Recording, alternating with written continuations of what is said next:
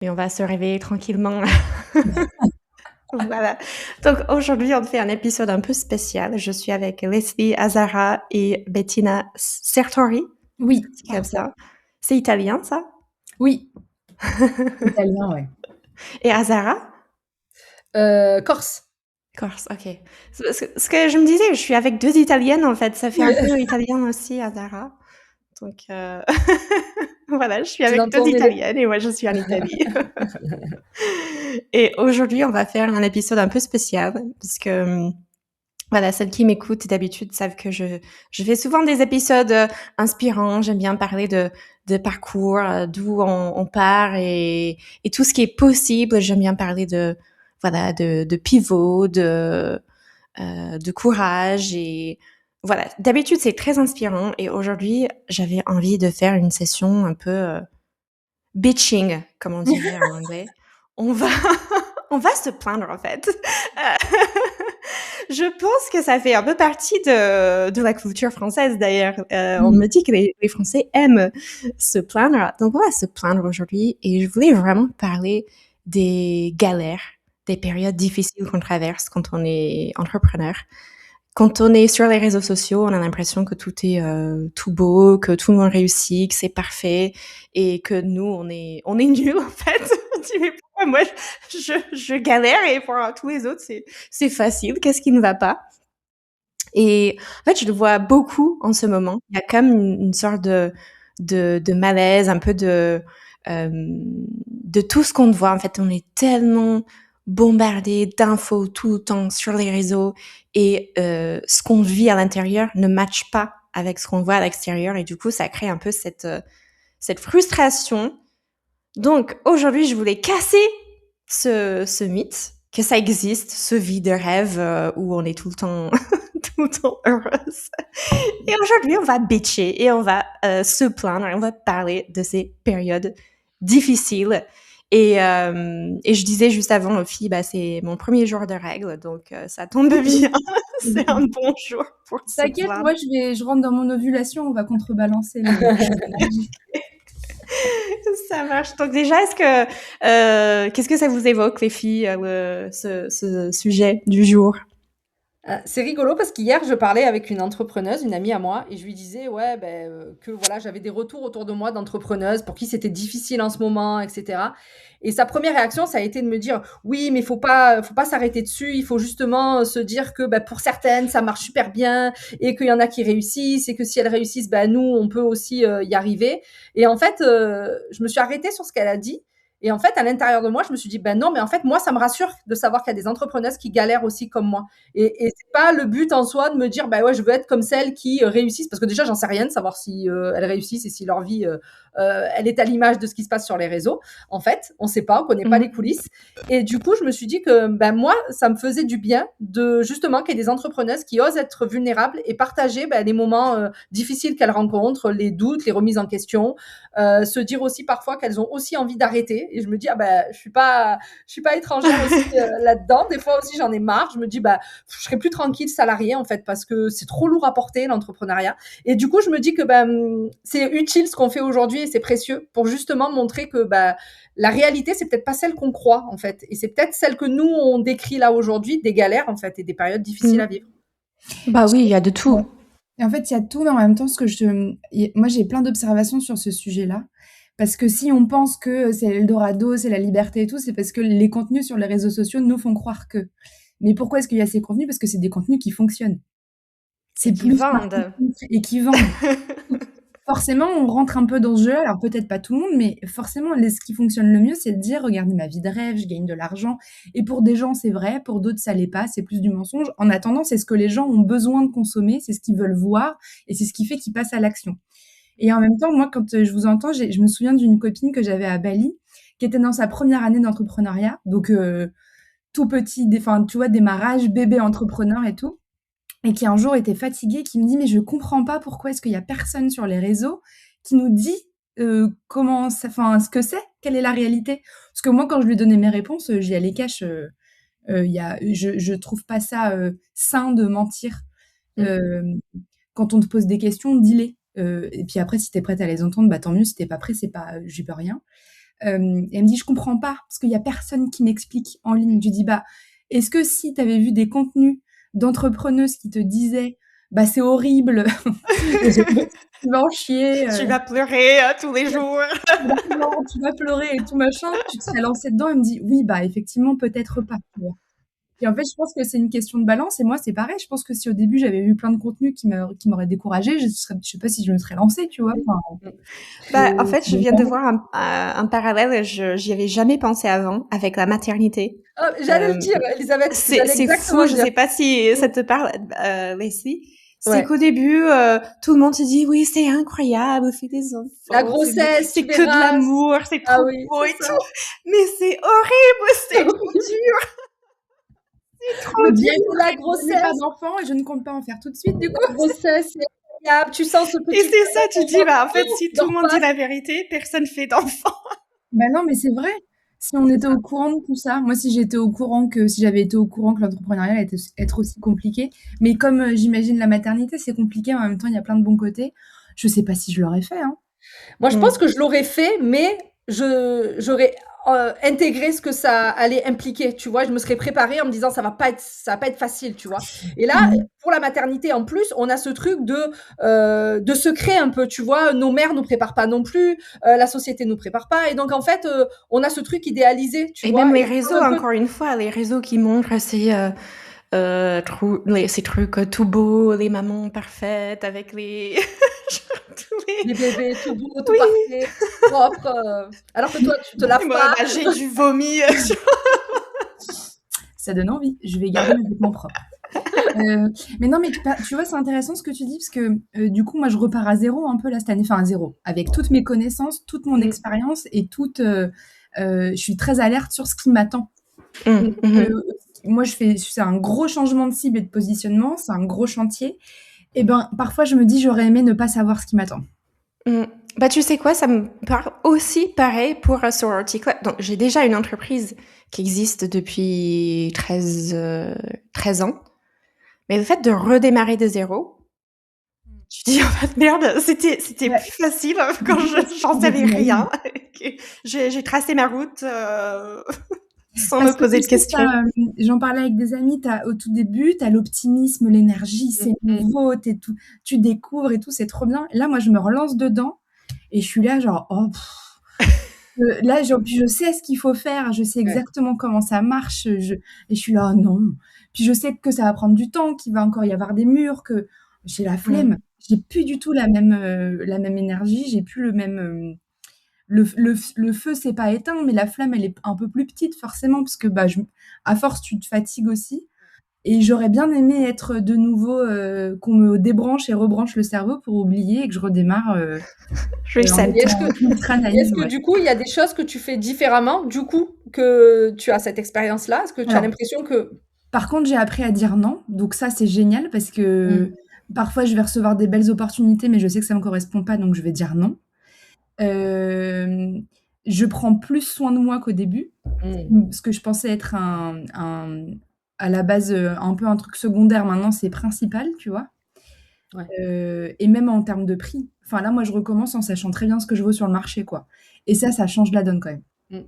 Parce que Ouais. j'ai commencé à 13 centimes le mot, moi, donc Il y avait Ah une belle ouais. marge de progression. Mm. c'est quand même cool de repartir avec de l'expérience. Mais je trouve que ce qui fait qu'au début, ça part un peu pleine balle, c'est parce que tu es naïf et tu sais pas ce qui t'attend. Et ça, c'est quand même, je trouve que c'est un bon sentiment. Tu sais, c'est comme, en fait, quand tu es nul à quelque chose et que tu as juste qu'une seule envie, c'est d'apprendre. Ça, je l'ai plus, tu vois? Ok. Dans le business, en tout cas. Je vois. J'ai ce même sentiment pour mon premier business, c'est que, voilà, pendant des années, je me suis éclatée à apprendre de nouvelles choses, que chaque jour, c'était nouveau, quoi. Et au bout d'un moment, oui, j'ai l'impression d'avoir fait le tour et oui, j'ai plus ce truc, oui, c'est un peu cette envie d'apprendre, tout simplement. Ouais. Sans toute la pression autour, qu'on se met par rapport aux objectifs, par rapport aux chiffres, par rapport à tout le reste. Ouais, c'est plutôt ça. En fait, mais c'est pour ça que je trouve que pour des profils comme nous, après, je pense que ça dépend, mais c'est assez entrepreneur, c'est toujours important d'avoir un espèce de projet à côté qui a rien à voir avec le business ou qui soit un autre truc, tu vois, mais qui soit pas sous la pression du résultat. Mmh. Je sais pas, lancer un podcast, faire du contenu qui a rien à voir avec le business, ou mais c'est pour ça que tout le monde se met à faire des Aerox et des trucs comme ça là. C'est vrai. On en voit partout. Je comprends. D'avoir quelque chose qui ne soit pas, vraiment c'est pas grave si à la fin il se passe rien, mais au moins c'est quelque chose de nouveau, tu apprends et je Mmh. pense que ça permet de garder un petit peu cette énergie de toujours continuer à faire des tâches qui ne sont plus aussi excitantes que ça pour nous maintenant, quoi. Ouais, mais tu vois, ça aussi, je trouve que ça rajoute de la culpabilité. Tu vois, quand tu les vois toutes faire du sport, se dépasser, faire des trucs, tu dis: «Mais attends, elles sont entrepreneuses, en même temps, elles font des challenges de fou, elles ont un corps, parfait» et toi, tu es là à côté, tu dis: «Ah ouais, mais il y a un Ouais, truc mais qui est-ce va qu'elles pas, ont j'ai des j'ai enfants? pas tout C'est ça compris». aussi, parce que je suis Bah pas non, sûre quand tu généralement, as des elles ont gosses que tu aies le temps. Mmh. Est-ce qu'elles ont le même type de business model et tout ça? Parce que, en fait, ce que je vois beaucoup, c'est des personnes qui se lancent sur LinkedIn, qui sont des freelances, tu vois, qui vont produire des choses, qui vont vendre leur temps. Et à côté, tu as des personnes qui vendent des formations, de groupes, etc. Et la charge de travail n'est pas la même, qui ont une équipe. Donc, c'est aussi qu'on se compare, Mmh. alors que les deux choses ne sont pas comparables. Oui, c'est Ouais. ça. C'est toujours une question enfin, moi, je le vois quand juste je fais mes coachings, LinkedIn là. Souvent on me dit: «Mais comment tu fais pour poster tous les jours et tout?» Je dis: «Mais moi j'ai pas d'enfant, j'ai le temps le matin, je peux aller au sport, à 11h si je veux. Il y a personne qui a besoin que je le nourrisse, donc forcément j'ai le temps». Mes clientes, elles sont mamans en général et elles veulent poster tous les jours et je suis là: «Mais si tu as pas le temps, tu as pas le temps. Enfin, c'est pas grave», tu vois? Ma réalité, elle est différente de la tienne. C'est pour ça que je trouve ça un peu parfois, débile de copier des stratégies business toutes faites parce qu'une stratégie business, elle va forcément s'incorporer à ton quotidien. Mmh. Donc si cette stratégie-là, elle s'adapte pas à ton quotidien, forcément ça marchera pas. Parce que tu Oui. pourras pas déployer les moyens qu'il faut parce que tu as peut-être moins de temps. Tu as aussi pareil,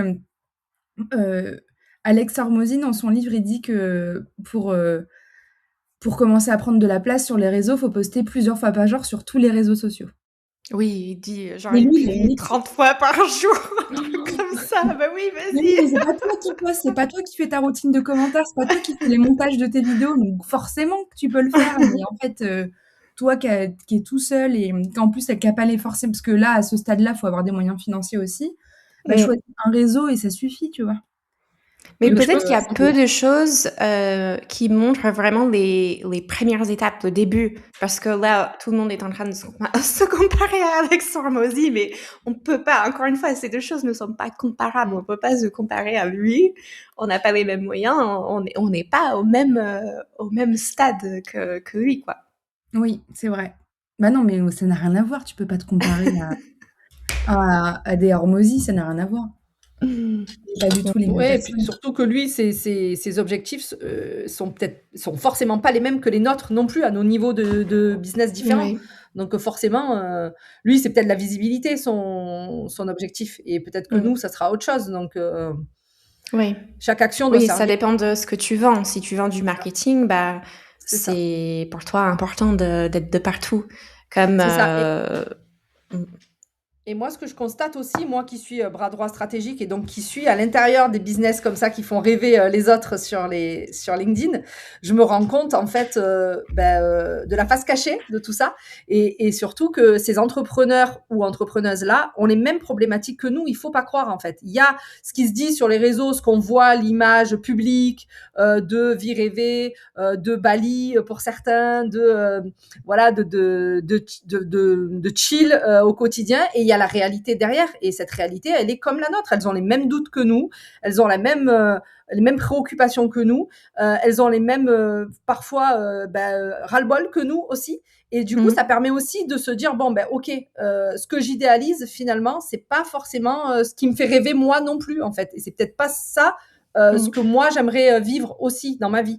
Donc ça permet aussi de relativiser, mais c'est vrai qu'il faut avoir accès à ça en fait, à Oui. l'autre côté. Et si on reste sur la face juste de LinkedIn et de l'image publique, ben oui, ça peut nous faire douter aussi. Mais je prends comme exemple, par exemple, Nina Ramen, qu'on connaît toutes ici, et qui a fait ce shift-là aussi, qui a changé de modèle de business, qui a recommencé de zéro, et qui a su être vulnérable aussi à un moment et se dire que finalement, ce qu'elle avait créé, qui marchait super bien et qui était très rentable et dont elle vivait très bien, ça lui correspondait plus. Elle a osé aussi quitter tout ça et puis recréer quelque chose. Donc ça, c'est un modèle aussi, je trouve, qui nous ouvre la voie aussi vers d'autres choses. Oui, carrément. Et donc, ça me fait penser aussi au mastermind. J'ai été dans le même mastermind avec Nina il y a quelques années. Et le fait d'être dans les masterminds aussi, ça permet vraiment de voir les coulisses derrière. Ça veut pas dire que ce n'est pas vrai. Genre, ce qu'on voit sur les réseaux, oui, c'est vrai. Peut-être qu'ils passent un bon moment à Bali, ils kiffent leur quotidien et tout. C'est juste une partie. Et c'est vraiment ça. C'est qu'on idéalise parce qu'on pense qu'il y a que ça. Mais je dirais que la réalité est plutôt neutre finalement. Qu'il y a des moments où c'est super, il y a des moments où c'est plus compliqué, mais comme dans toutes les vies et toutes les phases de business. Après, c'est vrai aussi, on va pas se mentir, que voilà, avoir une certaine liberté financière, c'est vrai que c'est un avantage, que ça nous permet de faire certaines choses, de vivre certaines expériences qu'on ne peut pas vivre quand on a les moyens, mais ça ne résout pas les problèmes si on a des problèmes voilà, de légitimité, si on est stressé. Voilà, c'est pas une solution magique. Ça peut être un super levier, mais voilà, c'est pas magique, quoi. Bah non, mais sinon on serait déjà tous riches et célèbres dans tous les cas, et comme c'est pas le cas, bah mais c'est en fait, on en revient au même, c'est que vraiment c'est beaucoup plus vendeur d'aller raconter les bons côtés.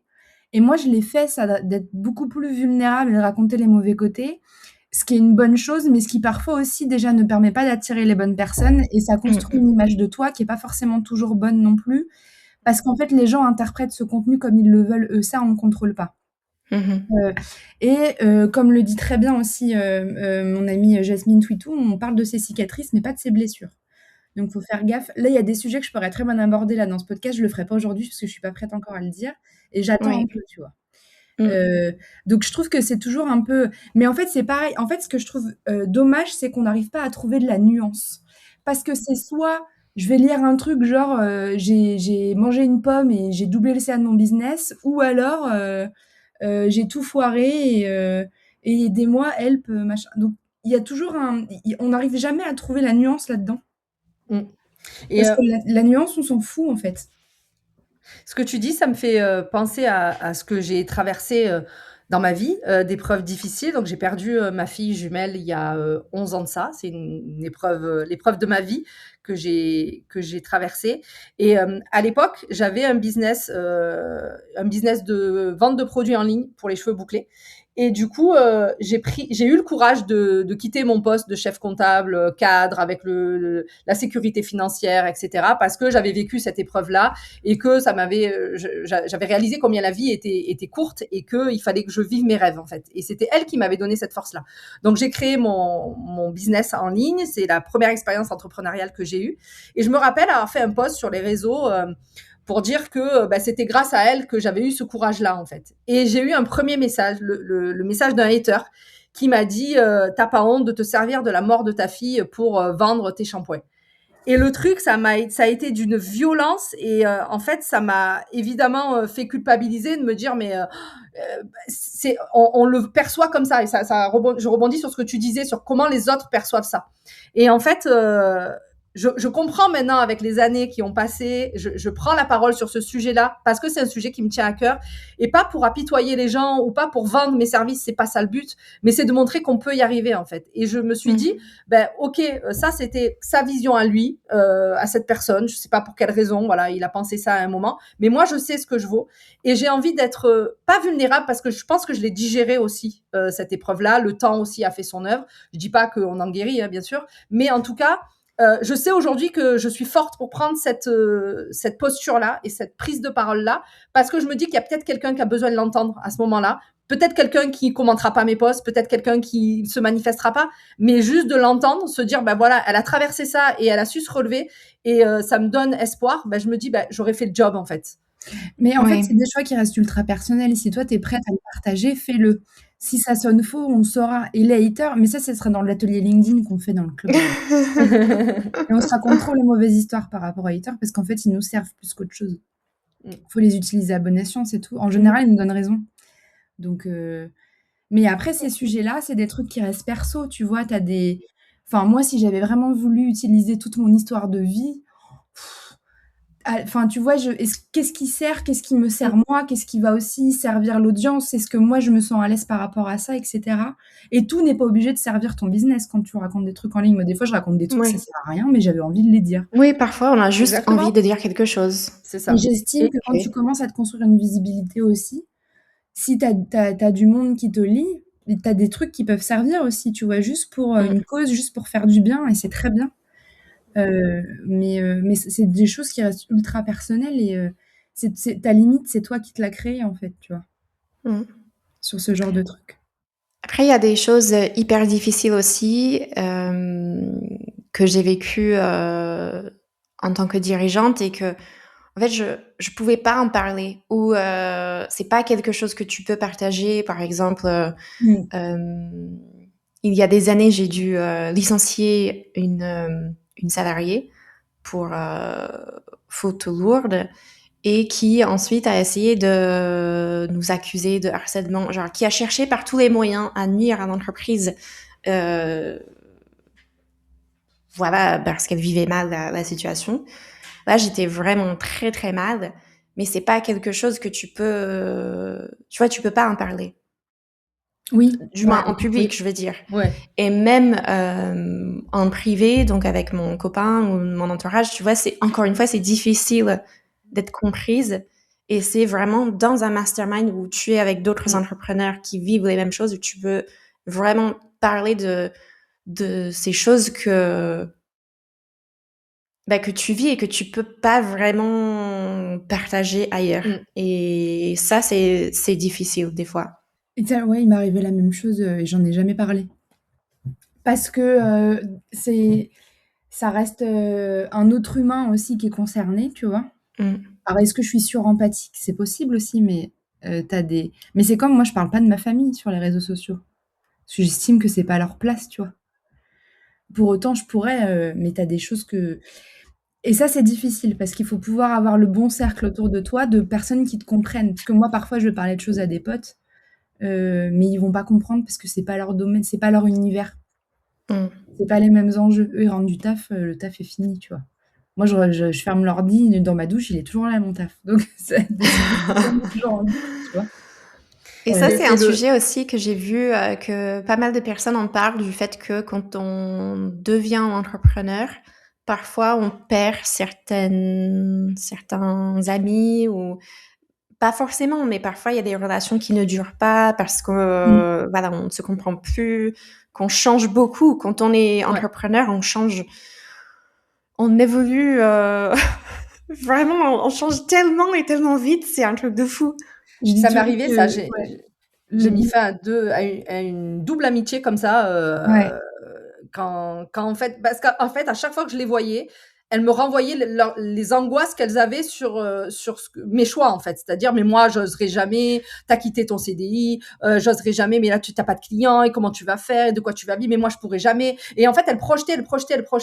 Et du coup, c'était devenu pour moi pas un plaisir de les voir, parce qu'en fait, à chaque fois, c'était dans le négatif, et ça m'encourageait pas. Et puis, à un moment, je crois que c'est comme dans les relations amoureuses, en fait. Je me suis dit, bon, ben, est-ce que cette relation, elle me nourrit ou est-ce que finalement, ça m'épuise plus? La réponse, elle était là. Et puis, c'était pas triste pour moi parce que je me suis dit, on a parcouru un chemin de vie ensemble. Et puis, finalement, là, moi, je prenais notre direction et puis voilà, ça s'est arrêté. Mais c'est vrai, ouais, je l'ai constaté aussi que finalement, aujourd'hui, mon cercle d'amis, c'est beaucoup d'entrepreneuses, en fait. J'ai recréé quelque chose. Ouais, moi, je dis souvent que le business, c'est l'école du dev perso, mais sous acide. Ça va super vite, quoi. Ça va hyper vite. Moi, tu vois, encore récemment, je me suis séparée de 2 copines, 2 super amies, ce qui empêche pas que ça rende triste, tu vois.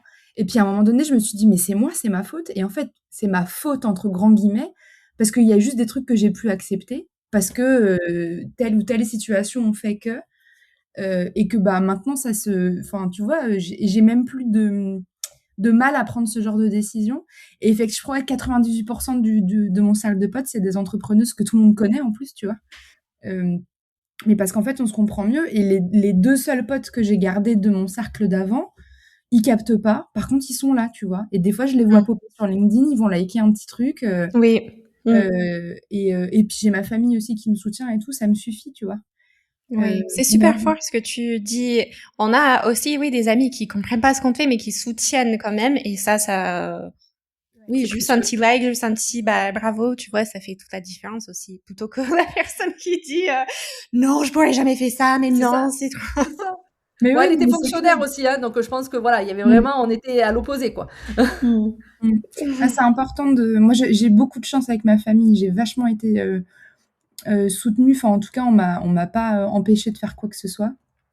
Donc donc ouais, c'était, et je revois même, mes 2 grands-pères, que du coup, vous étiez pas au courant, mais mon autre grand-père est décédé il y a 2 jours, donc ça remue des trucs et tout. Et les 2, je me souviens de mon grand-père, paternel, prendre un carnet et me demander de parler doucement pour qu'il note ce que je faisais parce qu'il allait faire des recherches pour essayer de comprendre, tu vois? Oh. Trop mignon. Donc c'était, j'ai franchement le il f enfin, c'est important et dès qu'on sent que tu as des gens comme toi, Leslie, que tu as eu autour de toi, qui te en fait, c'est beaucoup de c'est que de la Oui, projection de c'est la ça. peur, quoi. Ouais, c'est ça. Mais toi, en fait, ça t'ancre parce que comme le cerveau absorbe tout, et je sais qu'on est des personnalités, on a tendance à tu vois, Mm. à faire les éponges. Faut s'en séparer, en fait. C'est ça et je trouve que c'est encore plus précieux le Sorority Club, ce qu'on s'est créé aussi Mmh. entre nous, parce que c'est vraiment cette safe place aussi où on va venir déposer tout ce que parfois on n'ose pas dire aussi à l'extérieur, tout ce qui nous rend vulnérables et qu'on n'est pas prête, comme tu dis, ce qui n'a pas encore cicatrisé, et ben, on le fait, dans le Sorority Club entre nous et on se soutient entre nous et puis de savoir qu'en fait, ces personnes-là vivent les mêmes choses que nous et qu'on est entre Mm. pairs, en fait. Ça, je trouve Mmh. que c'est ultra précieux de se dire: «Bah, je peux le dire, en fait, je peux déposer, là, Oui. je sais que ça va pas sortir, je sais que je vais recevoir des messages de soutien et parfois on n'a pas les mots parce que bah, c'est comme ça quand on traverse des choses Mmh. personnelles, parfois on n'a pas non plus les mots, mais juste un soutien, je pense à toi, un tu es formidable, tu vas y arriver. Voilà, ça nous permet de repartir, ça nous donne en fait cette énergie-là pour repartir. Et ça, c'est ultra Mm. précieux de se créer, d'avoir ces espaces-là, justement comme nous on peut avoir à le Sorority Club, qui nous porte quand on sent que c'est trop lourd pour nous. Mais surtout qu'en plus, quand on traverse des phases même business, tu vois, purement business qui sont compliquées, on a l'impression qu'on est seul au monde et que personne l'a jamais vécu. Puis après tu dois en parler Oui. et tout le monde est là: «Bah, moi aussi, bah, moi aussi». «Ah bon? Mais pourquoi personne l'a dit, en fait?» Ça m'aurait C'est ça. évité de pleurer pendant 4 heures, tu vois? Ouais. Oui, du coup, est-ce qu'on peut avouer certaines choses? Donc là, par exemple, est-ce qu'on peut avouer qu'on a toutes, à un moment donné, eu envie d'arrêter? Oui. Oui, oui, oui. Oui. OK. Oui, oui, bien sûr. Mais On a souvent toutes. d'ailleurs, hein. Voilà, une fois par Même semaine, voilà. Non, OK. hier, Bettina, hier, c'était bon. Mais ce matin, je me suis levée, j'étais là: «Non, j'ai pas envie». Est-ce Bien qu'on sûr. peut tout avouer qu'on a déjà eu un client ou une cliente qui nous a pourri la vie? Ah Oui. oui, oui, oui, aussi. Oui. OK. Qu'on a eu du mal à dire non ou poser des Ah oui, limites. Oui, ouais, bien aussi. sûr, Qu'on bien a sûr. stressé par rapport à l'argent, Ah la oui, l'argent, trésor, Mmh mh. ouais, ouais, Ça fait partie c'est du ça. game. Mais en fait, c'est que quand on dit que c'est un game long terme, c'est vraiment long terme, quoi. Et c'est pareil, hein, tous les gens qui racontent leur success story, ils ont mis des années avant que ça fonctionne, tu vois? Pareil Mmh. pour tout le monde. Et du coup, comment on fait pour continuer quand même? Genre, c'est quoi qu'est-ce que vous faites vous, vraiment, dans ces périodes où tu dis: «Ah bah merde, j'en peux plus, c'est trop dur», comment on fait pour trouver la force pour, continuer? Faut parler, faut que ça Ouais, sorte. faut parler et en même temps, je pense que, moi, ce qui me sert, c'est de aussi accepter, tu vois? Et Mmh. du coup, me mettre à l'arrêt, aller en forêt, aller en bord de mer, mais voilà, je me reconnecter à la nature et me dire: «Bah, c'est OK, en fait, je vais pas m'acharner là aujourd'hui à bosser parce que, beh, j'y arriverai pas et que je suis pas j'ai pas la tête à ça». et j'accepte. Et puis voilà, je pleure, je me morfonds, je me dis que c'est pas juste, que je mérite pas ça. Et puis après, ben, je repars au front parce qu'il n'y a pas d'autre choix. Et c'est la vie que j'ai décidé de mener aussi. Mais voilà, l'accepter en tout cas. Oui, je suis comme toi, mais je pense que c'est le recul aussi qui aide. En fait, au début, on a l'impression que ça va nous tuer à chaque fois. On se dit, bah, c'est trop dur. Mais plus les années passent, bah, plus on voit que c'est des phases. Il y a des hauts et des bas et que ça va passer. Donc, on accepte et on sait que, voilà, ça va passer, ça va le faire. Et ça devient, c'est pas que ça s'arrête pas avec le temps. C'est toujours là, même au bout de, voilà, de 14 ans, de j'ai mon entreprise, c'est toujours là, mais c'est comme si tu prends un peu de distance avec ça. Tu vois les vagues, tu vois que c'est là. Mais voilà, comme tu disais, Leslie, si tu as besoin de te reposer, si tu vas pas bien, bah, t'es pas une machine, en fait. J'avais dit un truc à ma meilleure amie et sans faire exprès, je lui ai retourné le cerveau. Je lui ai dit: «Mais tu sais, quand tu passes un examen important, genre le bac ou un diplôme et cetera», moi, je me souviens qu'à l'époque, le bac, pour moi, c'était un truc énorme. C'était genre le truc de ma vie et si je l'avais pas, je le ratais. Par contre, là, maintenant, tu vois, plus de 10 ans plus tard, je quand je pense à mon bac, je me souviens des résultats, mais je me souviens pas avoir révisé, je me souviens pas avoir été, En fait, c'est pareil pour tout derrière. Pareil pour les ruptures, pour des moments de business. Sur le coup, c'est ultra intense, donc faut le vivre. Amel Ben, dans les années 2000, elle a dit ne retiens pas tes larmes, pleurer, ça fait du bien. Donc, on pleure un peu. Sur le moment, c'est dur, mais en fait, dans quelques années, ou même dans quelques mois, tu regarderas et tu te diras ah oui, c'est vrai. Quand je pense que je le ressentais comme ça, alors qu'en fait, c'était rien. Bah, en fait, chaque étape, c'est comme ça. Sur le coup, c'est intense parce que tu le vis, t'es dedans, etc. Mais en fait, dans quelques mois, tu te diras que c'était une broutille parce que tu auras un problème plus grave. Ok, ça nous rassure Désolée pas. de vous dire, mais il y aura toujours un problème plus grave dans tous les cas. Il y aura toujours quelque chose, ça s'arrête jamais. Et puis surtout, Ouais. plus tu montes, enfin, plus ton business grossit, plus tu as des problèmes qui correspondent au niveau où tu es. Donc, c'est pas genre, en fait, tu as l'impression que tu fais un truc pour régler un problème, puis derrière, il y a un autre truc qui se déclenche, parce que sinon, c'est pas drôle. Mais juste pas oublier que ça reste, comme tu dis, c'est des phases. Donc, tu les regardes un peu de loin, et puis, ouais, prendre soin de soi surtout, quoi. C'est le plus important. Ça sert à rien de. Moi, quand j'ai fermé mon agence l'année dernière et que j'ai fait un burn-out, normalement, le premier élan, c'est de se dire il faut que je recommence tout de suite parce qu'il faut pas que je perde ça. J'ai fait tout le contraire, ça m'a vachement aidé. Ouais. J'ai tout arrêté et ça m'a aidé, quoi. Ouais, parce que je pense que dans ces moments, on se dit bah il faut que j'aille vite parce que Ouais. je veux pas rester dans l'inconfort un peu de l'échec, tu vois, de dire ok j'ai arrêté ça et puis ça touche à notre identité aussi. Je Ouais. pense que ça va vous parler également que voilà parfois on confond notre identité avec les résultats de notre boîte et voilà donc ça fait que quand ça va pas dans la boîte bah ça nous touche. Ça nous touche personnellement. On a tendance à se demander mais qui suis-je qui suis-je sans cette entreprise voilà des grandes questions de vie. Et puis je trouve que enfin moi j'en ai fait un post parce que ça m'avait énervée. On a complètement diabolisé le salariat comme si tu retournais à un job salarié pendant un temps, ça faisait de toi une merde. Mais pas du tout, pas du tout. Enfin, genre, c'est pas grave. Enfin, moi, j'en connais plein des gens qui ont leur CDI et qui sont ultra heureux de leur vie. Oui. Ils Ouais, adorent je ça. connais pas mal d'entrepreneurs aussi qui ont décidé de retourner dans le salariat. Mais moi, si demain on me propose un CDI en marketing avec le salaire qui va avec, tu vois, je vais pas réfléchir très longtemps.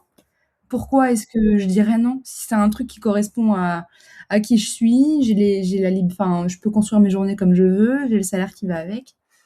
J'en connais plein, hein, qui diraient pas non. Mais je suis d'accord Ouais. avec toi, Bettina, c'est mal vu, hein, c'est vrai, c'est mal vu de se Il faut dire que ce bah je soit vais mal être vu obligée. comme ça. Ouais, c'est vrai. Alors que ça fait Mais pas. peut-être parce que justement on disait que l'entrepreneuriat est idéalisé Donc, si c'est idéalisé, on dit, bah, tu décides de quitter ça pour retourner dans le salariat, mais comment c'est possible?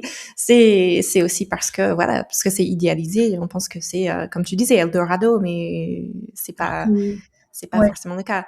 Alors, personnellement, j'avoue que je ne me vois pas retourner dans le salariat. J'ai été salariée quelques années, tu vois, jusqu'à l'âge de 25 ans. Donc, depuis l'âge de 25 ans, je suis à mon compte. Pas pour dire si vraiment j'avais pas le choix et que il fallait le faire, bah, je le ferais. Mais c'est plus par rapport à ma personnalité, pas par rapport Oui, non, mais je suis au pareille que toi, hein. Ouais. Moi, je te dis, je signe le CDI, mais le 6 mois plus tard, je me casse, hein, donc j'ai un petit problème avec l'autorité, en fait. Je crois. Mais ça dépend. Peut-être qu'il y a une boîte où je me sentirais bien, mais en tout cas, j'ai pas eu de belles expériences. Mais en même temps, je vais pas critiquer le salariat alors que j'ai des salariés. C'est con. Mais non, mais déjà, en fait, c'est débile. Enfin, c'est Juliette Cadeau qui en parle beaucoup de ça.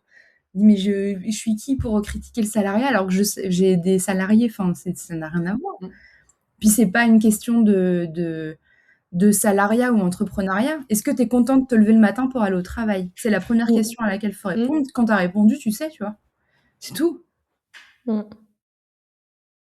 Et même moi, je dois me dire des fois, parce que du coup, je vous dis que des fois, je ressentais une certaine culpabilité par rapport à ça, par rapport à la liberté que j'ai de me dire, bah, je fais mes horaires quand je veux, je fais ce que je veux, etc. Mais j'ai des salariés qui, voilà, qui travaillent, qui font des horaires de bureau et qui n'ont pas cette liberté-là. Et j'avoue que j'ai vécu une certaine culpabilité par rapport à ça. Donc, j'ai dû travailler sur ça et me dire, en fait, c'est leur choix. Je leur impose rien. Ils sont l'accepter. Le CDI chez moi, c'est que ça leur a parlé et c'est leur choix. Donc, c'est OK, tu vois, de comprendre que chacun fait son choix et qu'il n'y a pas de problème et que je dois pas m'obliger à travailler comme eux, qui n'est pas toujours facile. Je fais plutôt des horaires de bureau quand même, malgré tout. Donc en fait, voilà, c'est non, mais moi, je veux pas qu'on m'impose mes horaires. Bah oui, mais tu bosses 12 heures par jour. Donc en fait, arrête. Et vous, comment ça se passe au niveau horaire? Est-ce que vous arrivez vraiment à être flexible, à faire comme vous voulez? Ou est-ce que ça vous arrive de faire plutôt des horaires à bureau de toute manière? Moi, du coup, je mets mon contexte, je n'ai pas d'enfant. D'accord? Comme ça, j'ai mon contexte, j'ai pas d'enfant. Donc, je suis sur mes horaires de travail, je suis beaucoup plus flexible pour le coup, parce que personne ne dépend de moi. Mais c'est vrai qu'en général, je fais plus des horaires de bureau, c'est vrai. Ou alors les jours où je suis fatiguée, tu vois? Bah, par exemple, le jour quand ma semaine de règles, là, voilà. OK. Mais je suis plus sur des horaires de bureau. Par contre, je peux m'arrêter plus tôt ou alors les jours où je suis fatiguée, je vais commencer plus tard, tu vois? Mais et encore horaire de bureau, ça dépend. Tu as des jours où je suis sur, mon ordi de 8h à 8h, tu vois? OK. Ça dépend. Je fonctionne beaucoup à l'énergie, en fait, parce que je peux me le permettre. Moi, je suis aussi plutôt sur horaire de bureau parce que du coup, bah, j'ai 2 enfants, donc forcément, bah, voilà, il y a, elles Oui, partent les à horaires l'école, d'école, on faut aller pourrait chercher le dire. soir, voilà, donc En c'est un fait, peu c'est eux cadré. qui nous salarient c'est ça. Oui, oui. En Mais fait, en je même temps, vivrais sans réveil. Si j'avais pas d'enfant, je ouais, c'est vivrais sûr. sans réveil. Mais c'est eux qui me réveillent. Mais en même temps, je me rends compte que j'ai plus tendance à moins travailler qu'à trop travailler. Je sais pas si vous voyez ce que je veux dire. C'est-à-dire Oui. que j'ai cette semaine-là d'horaire de bureau, mais si, voilà, j'ai pas envie un après-midi parce que si, parce que là, bah, je vais prendre l'après-midi et ça sera OK. Et je vais pas me dire, il faut que je rattrape le week-end ou il faut que je travaille le soir. Ah Non, ouais, moi, je c'est le travaille pas contraire, j'ai plus. du mal. Par contre, là, ce week-end, j'ai bossé pour moi parce que je suis en train de refaire mes offres et que du coup, je sentais que j'avais cette énergie en moi et je me disais, je veux pas attendre lundi, donc j'ai bossé pour moi. Dans la semaine, il fallait que j'avance aussi des dossiers pour mes clientes et du coup, bah, j'ai bossé le soir. Ou je bosse très tôt le matin parce que j'ai des enfants qui sont très matinales, n'est-ce pas? Donc à 6h du mat, je suis debout. Donc bon, des fois à 7h, je bosse aussi. Mais je me force pas à le faire, en fait. Et voilà, j'ai plus tendance à moins bosser qu'à trop bosser. Moi, je culpabilise encore quand je travaille pas. Ah ouais. Après 5 ans, j'arrive pas. Non, mais vraiment, il y a un truc, genre, ça fait ça doit faire des années que je me dis, en fait, j'aimerais juste, je sais pas, prendre un jour et aller me balader, tu vois, aller à la montagne et tout, et j'y arrive vraiment pas. Moi non plus. À chaque Et fois que je l'ai c'est fait, j'ai par rapport à mon équipe et aussi par rapport à mon conjoint qui est salarié. Et j'arrive pas. En fait, je ressens une certaine culpabilité de me dire, ah bah, je vais prendre une journée alors que tout le monde travaille. Mais Ah ouais? c'est bête, ouais. Bah, alors je vais Moi, pas vous j'arrive à faire raconter. des trucs, des petits trucs, tu vois. Je vais aller faire du sport, je peux aller au spa, genre voilà, j'arrive à prendre une demi-journée, mais, mais vraiment prendre une journée et aller dehors, tu vois, aller faire un truc, tu vois, dans la nature, rien que pour moi, j'ai encore du mal, j'avoue. Bah, je vais pas vous raconter alors que je pars en voyage toute seule à la fin du mois. Je pars, 5 jours à Marrakech, Ah, Ah, c'est toute trop seule bien, c'est et trop bien. ça m'a demandé énormément, vraiment. On se rend pas compte, on pourrait se dire: «Bah, quoi, elle veut pas partir en vacances», c'est pas ça le truc, c'est tout ce que ça implique que tu dis, la Mmh, culpabilité de laisser mon mari seul avec les enfants, la ouais. culpabilité de me dire: «Tu es une mauvaise mère parce que, bah, il va s'occuper des enfants et toi tu vas aller, pro profiter», parce que je partirais pour le boulot, ça serait autre chose dans ma tête. Je me dirais: «Bon, ben, voilà, tu as une bonne excuse, tu vas bosser». Là, non, je vais pas bosser, je pars vraiment en vacances pour moi, toute seule, pour prendre du temps pour moi, et du coup, ça a été très, très dur, et jusqu'au dernier moment, j'ai culpabilisé, j'avais la fenêtre ouverte, j'avais pris toutes les infos, je réservais pas, j'arrivais pas, et je me rappelle avoir eu une discussion avec mon mari et je lui dis: «Bah, j'ai appelé l'agence, j'ai eu toutes les infos et cetera». Il me dit: «Bah, ça y est, tu as réservé du coup?» Et je lui dis: «Bah, non». Il me dit: «Bah, pourquoi, tu as peur de partir toute seule?» Je lui dis: «Ah non, non, c'est pas du tout que j'ai Non, peur de non, pas partir du toute tout, hein, seule, c'est mon rêve. c'est que je culpabilise de te laisser». Il m'a dit: «Mais pas du tout». Il m'a dit: «Mais moi, j'ai aucun souci, mais vas-y, réserve, il y a pas de problème». Et donc, je me suis dit: «Bon, bah, OK». Donc, j'ai raccroché et j'ai réservé, et du coup, je me suis dit: «Je vais passer sur ça, sur Mmh, cette culpabilité qu'on porte pour le business, pour, les enfants, pour tout, en fait». mmh. ouais. Moi, quand ça m'arrive de prendre des moi, tu vois, je me souviens qu'il y a 2 ans, un truc comme ouais, j'ai pris, 2 semaines de vacances. Ça faisait, 9 ans que j'en avais pas pris de vacances pour de vrai. Ah ouais. J'ai été étudiante, j'ai bossé et après j'ai lancé ma boîte, donc j'avais pas pris de vacances du tout et même là, j'étais là, quand de temps en temps, j'ouvrais mon LinkedIn et tout parce que je me suis dit: «On sait jamais». Puis j'avais demandé à une CM de s'occuper de mes contenus, donc j'étais là: «La pauvre, on sait jamais si elle a besoin de machin et tout» et en fait, moi, je le fais parce que je sais que c'est bon pour moi, mais j'ai toujours un fond de culpabilité quand je suis, en train de faire ça, quoi. Ouais, moi, c'est pas forcément les vacances, je pense que, ouais, c'est vraiment vis-à-vis de peut-être des enfants et de mon copain, tu vois?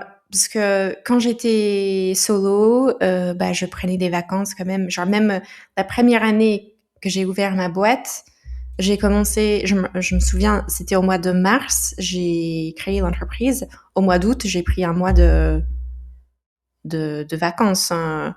En plus, le secteur de la formation, donc c'est un centre de formation B2B pour les entreprises. On fait des formations dans l'entreprise. Bah, déjà, nos clients n'étaient pas là Ouais. en août de toute OK. manière. Donc, ça a toujours été le cas. Donc, prendre des vacances, ok. Mais peut-être que depuis que voilà que je suis en couple, que j'ai des enfants, j'ai cette culpabilité qui vient me dire, ok, bah ça va pour les vacances en famille, mais faire un truc pour toi, c'est plus dur.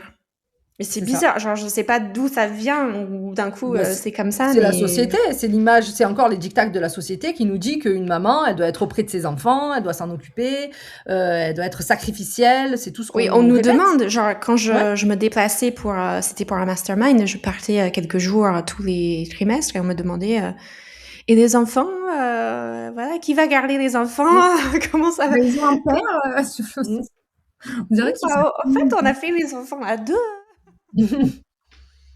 Mmh. Bref, ouais, c'est vrai Mmh. qu'on pose pas cette question aux hommes qui sont là. Pas du tout. non, mais on devrait poser des questions aux hommes sur, les haters sur LinkedIn. Apparemment, ils ont plein de réponses, donc on va aller leur demander à eux. My God. Voilà. Moi, apparemment, je suis sexiste, donc je voilà. Mmh. Et du coup, on arrive vers la fin, de l'épisode. Est-ce qu'il y a un sujet qu'on devrait encore aborder avant de avant de se quitter, un dernier mot, quelque chose que vous aimeriez vraiment partager? Non, juste, c'est pas parce qu'on te dit de faire un truc sur les réseaux sociaux qu'il faut que tu le fasses, quoi. C'est pas, c'est, prendre l'info, se poser 2 secondes là-dessus, agir le plus vite possible, oui, mais prendre en compte son contexte aussi, quoi. Et puis, toujours, toujours, toujours parce que je trouve qu'on tape beaucoup sur les gens qui font du marketing et qui créent du contenu, mais la responsabilité, elle est aussi du côté du consommateur. C'est à quel point toi, tu aimes consommer ça déjà, parce que si on le fait, c'est parce qu'il y a des gens qui le consomment et toi, qu'est-ce que tu en fais derrière? Ça, c'est ta responsabilité. Donc toujours prendre du recul quand on voit ce genre de truc. Toujours. Pour pas aller dire derrière: «Oui, mais lui, il a dit dans son reels Instagram qui dure 30 secondes que» non. Tu vois? Prendre du recul, tout n'est pas une vérité. C'est tout. Et puis en vrai, fais ce que tu enfin, fais ce qu'on veut, hein. Fais ta life. Non, mais c'est ça, le travail, ça reste 90 de sa vie, donc en fait, fais les choix pour toi, quoi. Pas parce qu'il y a un gars, qui parle à son frigo là sur Instagram qui t'a dit: «C'est ton business», quoi. Non mais franchement. Moi, si j'avais un mot, je crois, à dire, c'est de s'entourer. Je pense que c'est ce qui, moi, m'a aidé en tout cas, à traverser les épreuves, de la vie et de l'entrepreneuriat aussi. La force du collectif, la force du groupe, la force de la vulnérabilité aussi, savoir aussi dire que ça va pas, déposer les armes aussi parfois, dire que c'est trop lourd à porter, c'est aussi ok et ça fait aussi partie de la vie. Et puis je sais pour l'avoir vécu et pour l'entendre aussi autour de nous dans le Sorority Club que quand on traverse des épreuves, je crois que toutes on a ce truc de se recroqueviller un peu comme l'escargot, on se remet dans notre carapace, on attend que ça passe, on est seul dans notre coin à vivre notre le truc qui nous challenge et du coup on trouve pas de solution parce que forcément on tourne en rond dans notre tête. Et on n'ose pas. On n'ose pas parce qu'on est vulnérable, on n'ose pas parce qu'on se dit ben je vais encore faire la caliméro de service, je vais encore me plaindre, voilà. Et je pense que quand on arrive à dépasser ça justement et à juste à parler, ben on se rend compte qu'en fait les autres vivent la même chose que nous et puis elles sont là aussi pour nous soutenir, pour nous apporter de l'amour, du soutien, de la considération. Et c'est ça qui permet aussi de retrouver l'énergie aussi en soi pour après aller repartir. Donc, franchement, je pense que s'il y a un conseil que je donnerais, c'est oui, ose être vulnérable et puis ose aussi parler et t'entourer. Bah, tu seras pas étonné que mon dernier mot, ça va être le même que le tien. Vraiment s'entourer. Et pour moi, le gros déclic a été, voilà, il y a des années, je vivais la période vraiment la plus difficile de mon expérience entrepreneuriale. Donc, il y a eu cette histoire avec la salariée que j'ai dû licencier, mais aussi, j'étais pas bien avec mon associé. Ça faisait 1 an que je savais que ça n'allait pas, mais que je n'osais pas en faire quelque chose. Donc, je vivais avec la boule au ventre dans mon propre entreprise au quotidien. J'étais vraiment pas bien. Et c'est là où j'ai commencé à rejoindre des masterminds. À l'époque, c'était avec Sandra Dana, qui parle aussi beaucoup. D'ailleurs, c'est quelqu'un qui partage les difficultés qu'il a vécues, des burn-out, des moments difficiles, des séparations d'associés. Donc, c'est quelqu'un que j'admire beaucoup et qui m'a beaucoup aidée. Et tout ça pour dire qu'aujourd'hui, j'ai développé du coup cette habitude d'être vulnérable, de partager mes difficultés et de demander de l'aide. Et c'est pour ça qu'aujourd'hui, je pense que je vis assez bien le fait de faire une chimiothérapie en ce moment, qui n'est pas anodin, qui n'est pas facile, mais je me sens tellement forte et tellement bien entourée et épaulée que ça change tout, quoi. Donc, même si c'est difficile, même si, bien sûr, j'aurais préféré ne pas vivre ça, je pense que je le vis dans les meilleures conditions possibles et le fait de vraiment d'être soutenue et vraiment pouvoir aller en profondeur avec les gens. Pas juste, tu vois, rester en surface, le small talk, le n'importe quoi, c'est vraiment aller en profondeur et vraiment connecter avec les gens. Pour moi, ça change tout. Donc, merci les filles. Trop bien. Et pour celles qui nous écoutent, bah, on est là. N'hésite pas vraiment à envoyer un mail pour bitcher aussi, pour dire si tu rencontres des difficultés, si tu as envie de partager quelque chose, on serait ravis d'en savoir plus, de savoir ce que tu vis en ce moment, si cet épisode t'a touché, t'a aidé, etc. Et tu n'es pas seule. Exactement. Merci. Merci. Bye. Merci Bye. Elisabeth.